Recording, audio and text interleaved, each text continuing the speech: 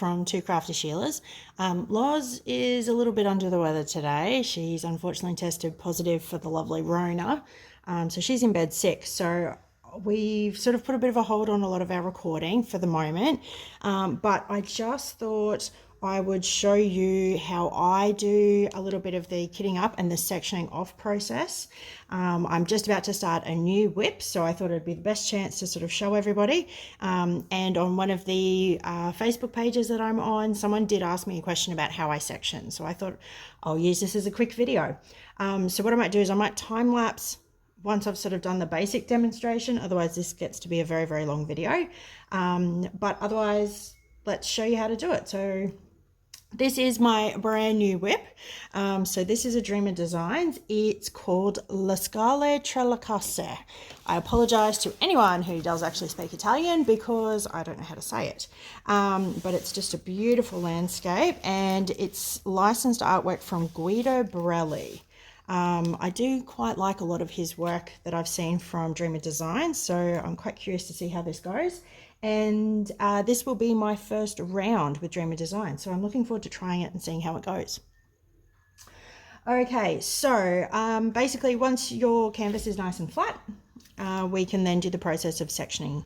So firstly, I always just double check and I just make sure to see how far past the edge the sticky goes, because if the glue goes too far past the edge, you do get a lot of tackiness. And you pick up, like in my case, I pick up a lot of dog hair, cat hair, and also children with all of their crumbs and food and things that happen around the house. So this actually doesn't appear to have gone really past the border. So I don't think I even need an external border. But on the off chance that you did, I will at least show you how that works. So I would pick a little washi tape. So I just use the really, really thin stuff. I find with this one that's usually enough just to do the border. The glue doesn't usually travel too far past the edge, so thin is actually fine for most of them. And then I find the advantage is that if I've only got like a bit of a thin one, you can see I don't really go past the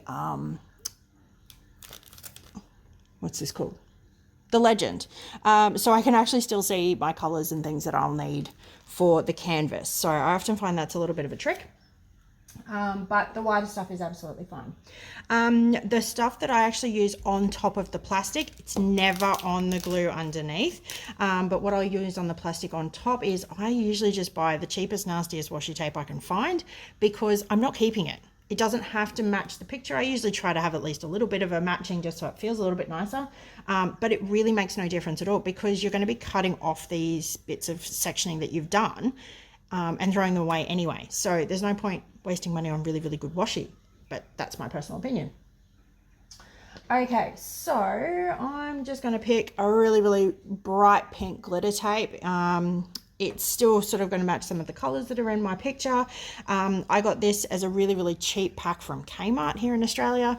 I think a packet of 10 glitter ones. There was 5 different colors, 2 rolls of each.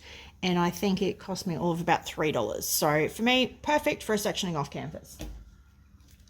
So the first thing that you need to do is basically work out what sort of rough size that you would get done in a sitting. Now, obviously you can do multiple sections per sitting, but I'm talking, like a standard sitting, what would you do? Because that way you're not having to sort of recover the canvas every time.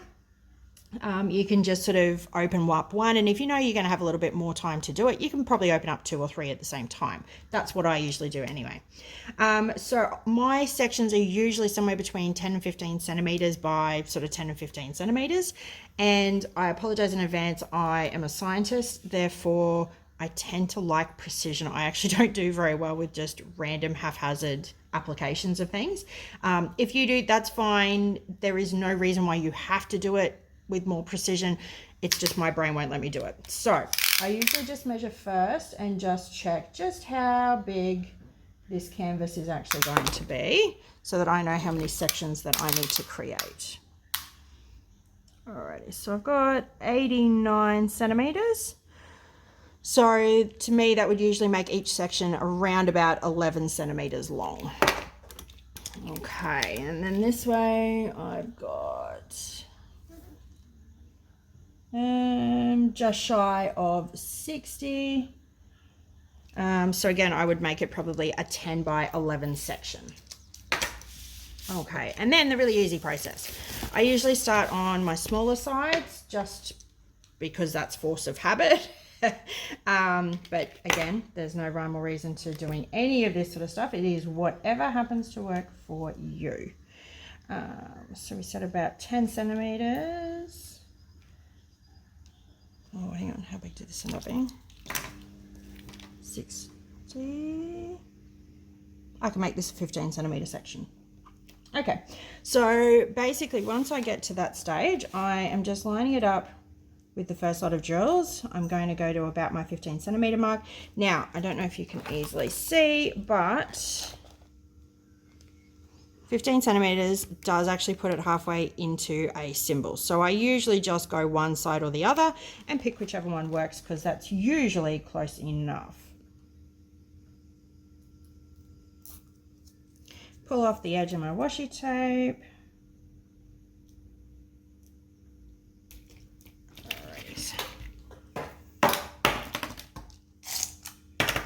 And then usually I just end up going across the canvas and lining up so that these drills are going to be a straight cut line.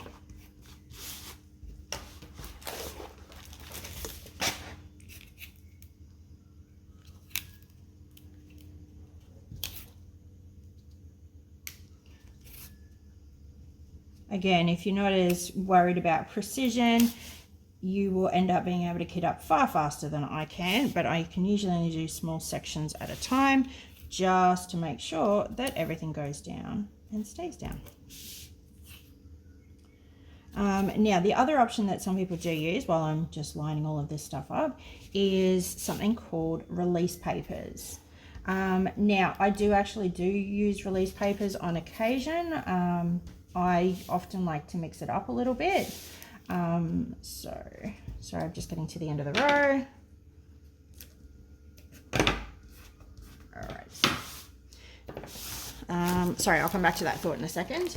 So I've got to the end of my row, and then the big trick that I learned very, very quickly is I have to remember that my starting of a section started from the top of that row. So I need to make sure that when I'm marking my next section, I'm starting from the top. I have been caught with that a few times, and when I look at it afterwards, it looks wonky and then it does my head in. So again, not a big deal for most people. It just is for me. Alrighty, so I've marked out my 15 centimeters again, and I'm just going to go back to this. All right. Yes, so as I was saying, the other type that a lot of people will use is something called release papers. You can get lots and lots of plain release papers. You can get some that are really, really opaque. You can get some that are decorative. You know, there's lots and lots of variations. The big trick with it is to make sure that you are making sure, if it's only one-sided, that the correct side does go down. That is one advantage of decorative ones, is that you can usually tell which side is supposed to be face up and which one's supposed to be face down. Otherwise it can stick to the glue. There are some release papers that are double-sided, so just make sure if that is a process that you're going to go down and you're interested in buying it, please check that you are purchasing, well, you know which ones you're purchasing so that you can work around it. Now, there's pros and cons to washi tape, there's pros and cons to release papers, and there is no right or wrong choice that you can make. It is whatever will work for you. I will often do washi just because I find it faster, and I often like to see, you know, how much I've done, how much I've got left to do. So for me, it's just, again, it's a visual thing. And I've got a fair bit of washi tape. I like my washi tape, so I can actually use some of it and feel like I'm getting through it. But on occasion, I do mix it up. And when I do that, I will use decorative release papers. Sorry, brain just died for a second there. I will use decorative release papers, and I actually will then use it to be able to completely randomize the order that I do my sections. and it can sort of help to bring the canvas to life in a different way. You know, when you're following row by row, column by column, yes, you sort of will end up seeing a picture coming through, but I sometimes find that it can be nice to also have it sort of randomized and coming through. So I've got lots of different stickers. I put stickers on the top of my release paper, and I will actually do a spin the wheel app to tell me which section to do next. So yeah, it just keeps it fresh for me, means I don't get quite so bored, but again, no right and wrong answer to this, so it's whatever technique works for you and you feel most comfortable with. Alrighty, so I'm getting close to this, and this will be my last one for this direction, and then I'm just going to do the same process doing the columns. So what I might do now is, I'm sure you've heard enough of my voice, so I am going to stop talking. I'm going to put this on time lapse, and I'll come back at the end and show you the next step of the process. All right, have fun.